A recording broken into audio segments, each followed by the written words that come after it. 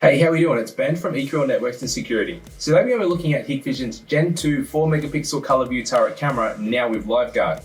So the part number for this camera is going to be listed here. Now, let's get right into this. So you're probably wondering, what's the difference between Gen 1 and Gen 2?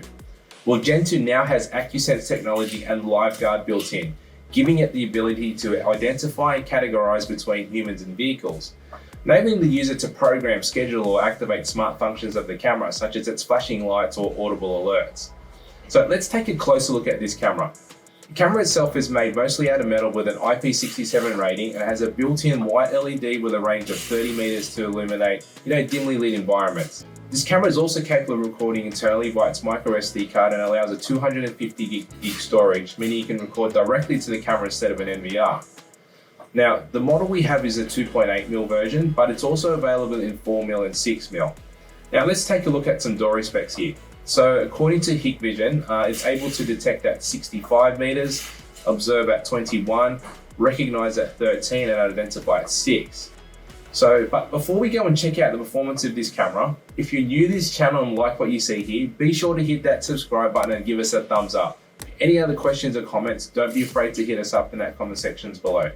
Now, enough of this talking, let's go see how this camera performs. So here we go with the 4-megapixel Gen 2. So as you can see here, the image, it's really crisp, it's really sharp. It's a beautiful image here. Colors are great, everything's great about it. Now we'll start off with a bit of a walk test here. So walking along, you can clearly make out colors, make out some identifying features. If we freeze it there,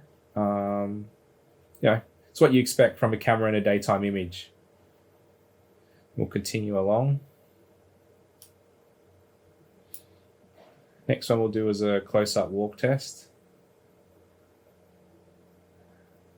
If we freeze it there, clearly make things out, be able to identify make and colors and some facial features there as well.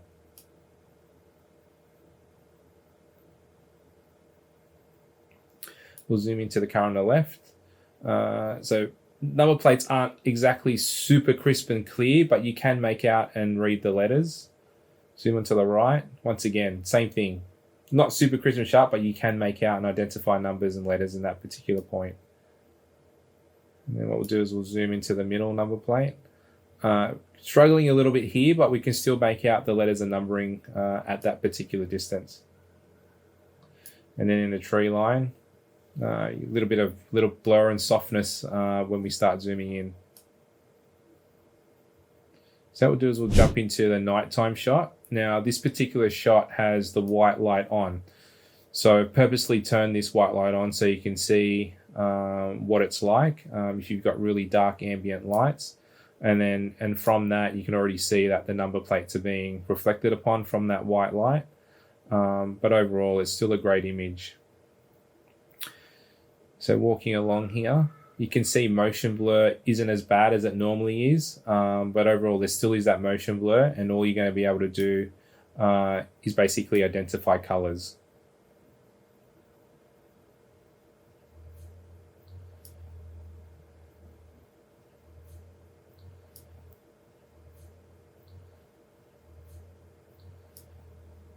We'll do a close-up walk test.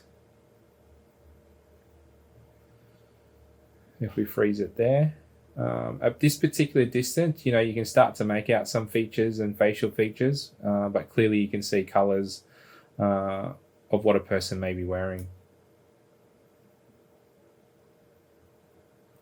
Now we'll zoom into the car on the left. You can see there, apart from making out the color of the car, you're not going to make out any identifying features, just because probably the way the camera is set up as well, it's just always reflecting off the number plates straight on. We'll zoom in on the middle here.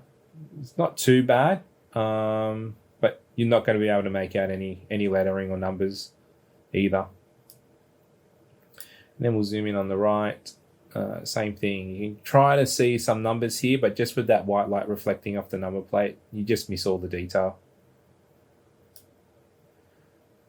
Now we'll zoom in on the tree line. Not going to be able to see anything at that particular distance either.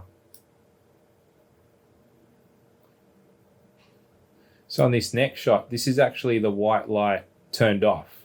You can see the difference that it made. Like it's basically changed the picture. It's a totally different camera with the white light off. And that's because we've got a bit more ambient light around. And that's the difference between having it on and having it off essentially. So we'll do our walk test. Because the light's off, you can see there's a bit more motion blur now. But you can still make out colors, just no identifying features.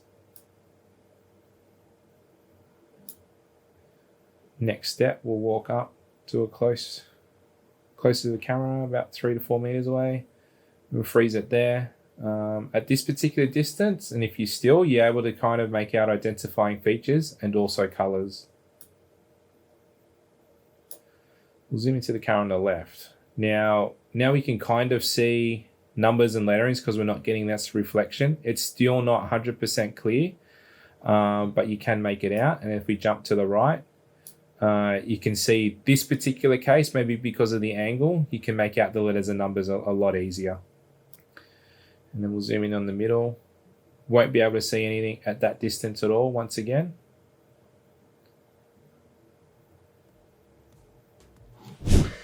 So what are my thoughts on this camera? The camera performs as you would expect, just like any other camera during the day. It produces clear images for a 4 megapixel camera. However, when needing to zoom into the picture, it does soften as you'd expect, but has enough detail to make things out like number plates. They're not impossible to read, but they're still clear enough to be legible. During the night is where this camera truly shines. The camera surprisingly produces detailed images in dark environments, maintaining decent quality for both vehicles and people. However, the quality suffers just like day footage when zooming in. Motion blur can also be a little bit of a problem with moving objects. However, this could be fixed by adjusting some of the settings in the camera. But like always, we test cameras straight out of the box, mainly to do as each environment can be different with different ambient lights. We'll probably look at doing a video showing the difference between straight out of the box and adjusting the camera to its appropriate settings to see if that really actually makes a difference. Also, if using the 30-meter white LED, it would be possible, or best be possible, to position this camera in a place where the light isn't directly reflected off number plates, for example. This will ensure that it'll be a bit more legible when captured by the camera. In my opinion, if the ambient allows it, disable that white light altogether to get the most out of the camera's nighttime performance. Overall, this camera performs similarly to its predecessor, but takes it to another level with its smart functions by giving it AccuSense and LiveGuard technology. It just makes it easier and a more intuitive camera to use. On that note, that's it for this video. If you found this video informative, don't forget to give us a thumbs up, and while you're at it, hit us up in that comment sections below for any questions you may have. At EQL, we're always here to help and support your business.